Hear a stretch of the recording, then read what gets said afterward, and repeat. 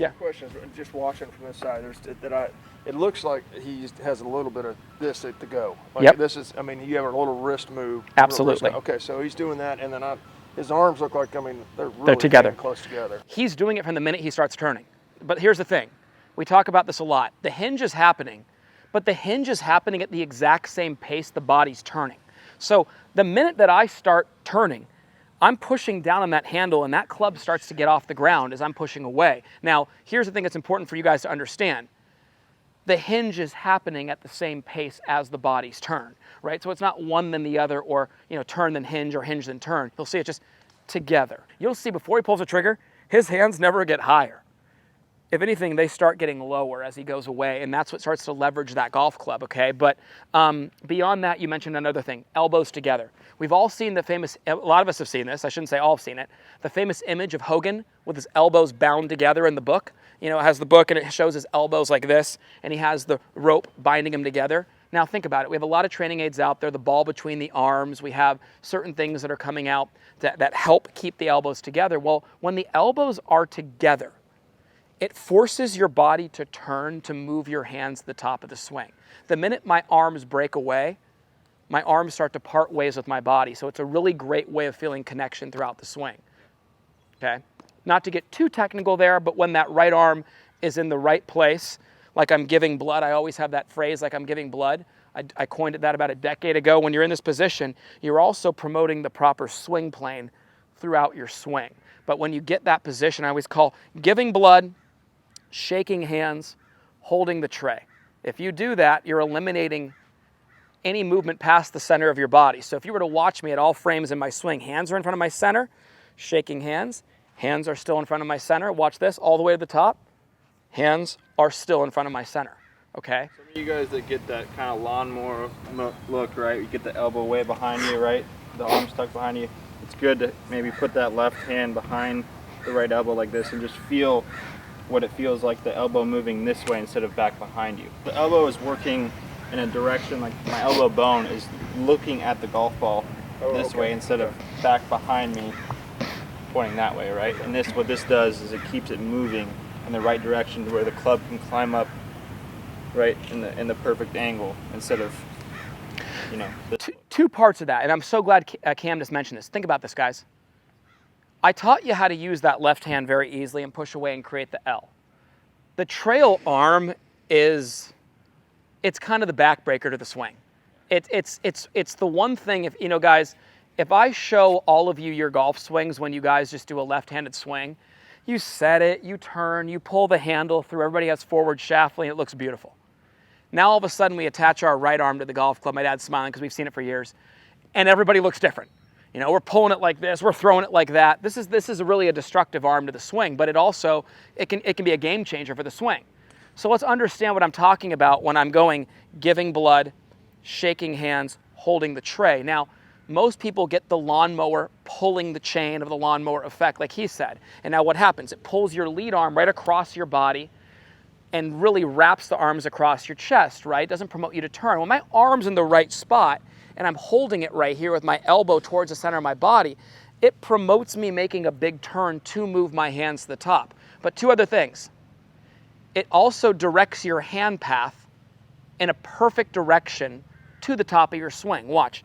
If my arm is here and I'm holding this in, like Cam said, keeping the funny bone towards the golf ball, well, what it's doing is it's allowing me to make a big turn and my hands will move in the direction of my body's turn. They're not moving independently of my turn.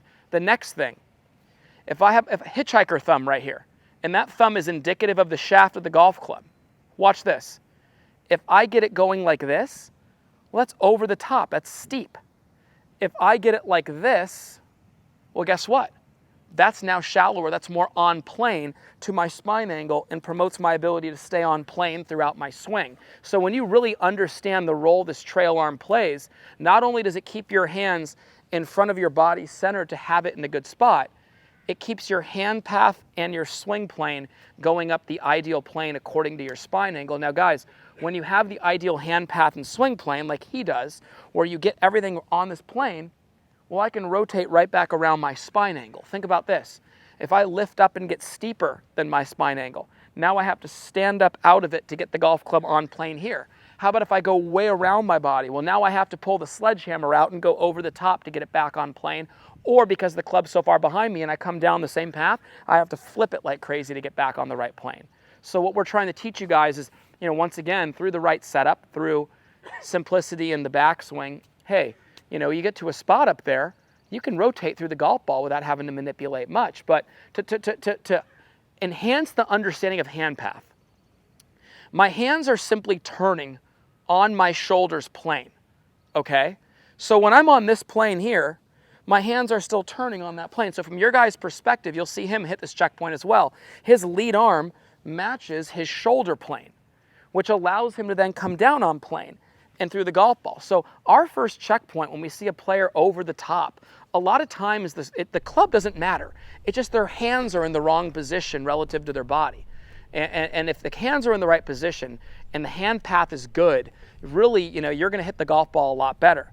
But it's really important, you wouldn't have your hands go like this or like this. They're just going to go right here. And I can turn, right around my spine angle here to hit this square. The same thing is true, right here. I can turn around my spine to hit it square if my hands are following the direction of my turn. So what Cam's figured out over the years is how to set his body up to make the turn, how to preset his right arm in a position that he can feel that restriction in a good way. People always tell me, man, it's kind of tight back there. Good. I feel the same thing. Because if it's loose, it just drifts and gets way beyond your body and you end up having that extra arm swing. A year ago, I had rotator cuff surgery on my right. Beautiful there, Cam. So I had to go out and play. I was in a sling, but I was playing with my left arm. And I was just making swings with my left arm. Now, what I found before back surgery, my playing was really some of the best I've played. And it was because of this left arm being so strong and in control. This is the kiss of death. So Adam mentioned that. That's when we do all sorts of funny things with our swing. So my warm-up routine now, when I was before back surgery and when I start playing again, will be, I'll get on the range and 50 times, I'm just taking my club and I'm just doing this with my left arm, getting that hinge, butt of the club pointing at the target line. I'll hit a few balls from that position. Look what it does, guys. It gets his left shoulder under his chin. Like, look at for Dad, and Dad's really locked up. For him to be in that position is pretty impressive. If you guys have known what he's gone through here. And he's getting that left shoulder under his chin very easily. And that's what's nice about that feeling. And when you watch on the way down, look at his transition. When you're with the left, he pulls the handle down and doesn't throw the club head. So he's swinging the handle, not the club head. And that's Eddie Merrin's, the little pro from Bel Air Country Club, who was made all the way to 93 and taught up until the last minute. He was amazing. He wrote a book back in the 50s called Swing the Handle, Not the Club Head, right? Swinging the handle means, hey, we're swinging the handle of the golf club. The club head catches up later, and that's what this does. It's a great feeling for being able to turn to the top. You watch Cam, that left shoulder drives everything back there. He swings that handle right through, and really that's what stabilizes the club face when you swing the handle and gets that angle of attack that catches the ball first, takes the divot later. So that's been a tremendous help for you. Doing?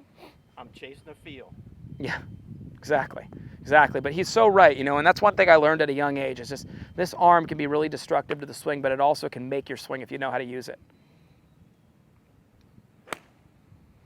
I mean, you see all those drills, like Cam just said, the pump drill right there. These are all drills that we have documented for our students. That that one there was, hey, let me set it. Let me feel that connection to the top. Let me feel that connection in transition. He's just keeping these two together.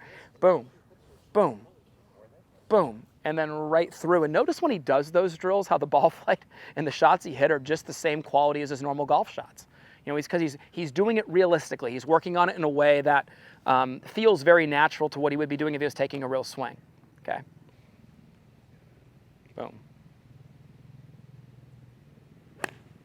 Now, guys, here's the easiest part of the day. After watching that, I expect you all to be doing it. So let's go. At Forzak Golf, we take a lot of pride in having developed some of the best and most consistent golf swings on the planet. We do this through simplicity.